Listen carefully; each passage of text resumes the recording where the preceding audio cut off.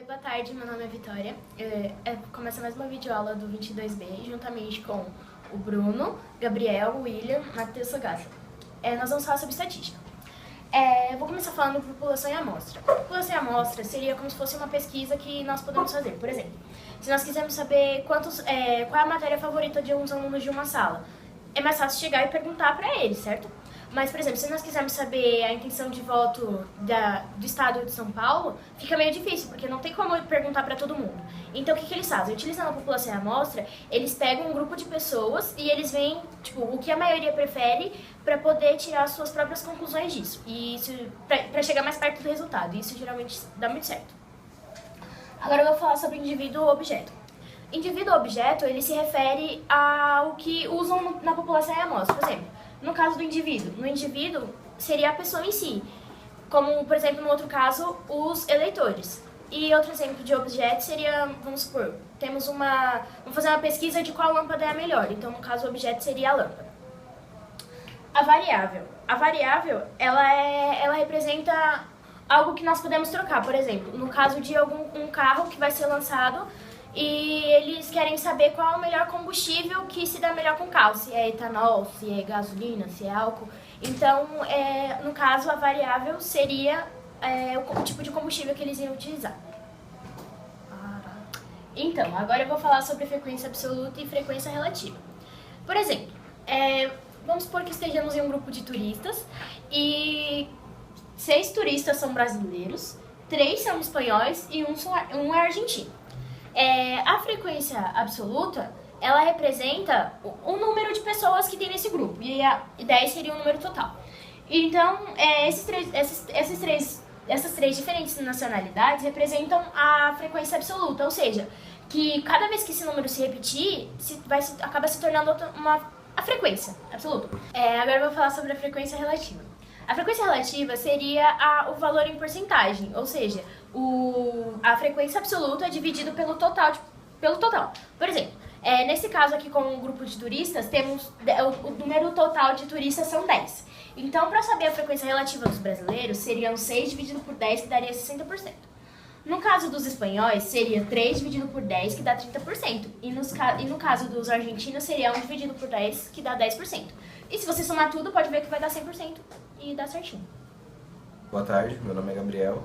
Agora nós vamos apresentar para vocês os gráficos, os diversos tipos de gráficos, e vamos começar pelo gráfico de segmentos. Bom, o gráfico de segmentos geralmente é usado para mostrar a evolução ou decréscimo de alguma venda, geralmente é usado para vendas ou estatísticas de população. Aqui podemos ver que temos a quantidade de livros vendidos e os meses. Podemos ver que aqui teve um decréscimo de julho para agosto e a partir daí tivemos uma evolução de vendas. Bom, agora vamos falar sobre o gráfico de barras. Ele pode ser representado verticalmente ou horizontalmente. Neste caso, nós decidimos representar verticalmente. Bom, o gráfico de barras nós podemos usar informações como porcentagem. Como um exemplo, um professor de química foi ver a relação de notas que estavam tirando seus alunos. No caso, os que tiraram notas ruins foram 15%, notas regulares 25%, notas boas 35% e notas ótimas 25%. Boa tarde, meu nome é Matheus Fogassa e eu estou aqui para apresentar sobre o gráfico de setores. No gráfico de setores, normalmente também chamado de pizza, a gente consegue ver que tem um círculo que ele significa o total de tudo. Ou seja, se você vai fazer alguma estatística sobre qualquer coisa, o círculo inteiro tem que significar o total. E quando a gente divide em setores, cada divisão significa uma porcentagem de cada. Por exemplo, se a gente fosse em alguma escola e tivesse, por exemplo, 3 salas, a gente vê que na sala A tem uma ocupação de 30% de todos os alunos, na sala B 20% e na sala C 50%. Boa tarde, meu nome é Bruno Gomes e eu vou falar agora sobre média aritmética. A média aritmética é o resultado da divisão da soma dos números dividido pela quantidade de números. Por exemplo, no exemplo aqui, a soma dos números dados são 90. São 5 números, então eu vou dividir por 5, que é a quantidade dos números que eu somei. E o resultado dá 18, que é a média de anos do pessoal. Boa tarde, meu nome é William. Eu vou falar sobre média aritmética ponderada. Média aritmética ponderada nada mais é a média que todos os professores usam, ou a grande maioria. No caso, a gente tem aqui um exemplo de 4 atividades divididas em prova, pesquisa, debate e trabalho, com os pesos 2, 3, 1 e 2. No caso, vamos supor, um aluno ele tirou 6 na prova, 7 na pesquisa, 6 no debate e 7 no trabalho. A gente vai multiplicar o peso pela nota que ele tirou, dividindo no denominador os pesos somados. No caso dá 54 sobre 8, a média do aluno, no caso a final, seria 6,75. Bom, agora eu vou falar um pouco sobre moda.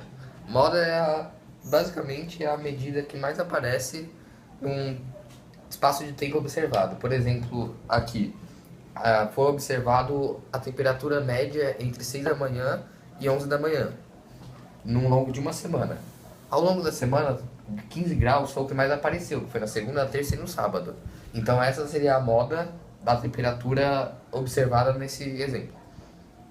Histograma ele é um gráfico separado em segmentos, no qual seus valores são separados em variáveis ou classes. A gente tem um exemplo aqui de um gráfico separado em 6 valores em 5 diferentes alturas. No caso aqui é em centímetros e aqui no caso é o valor que cada um possui.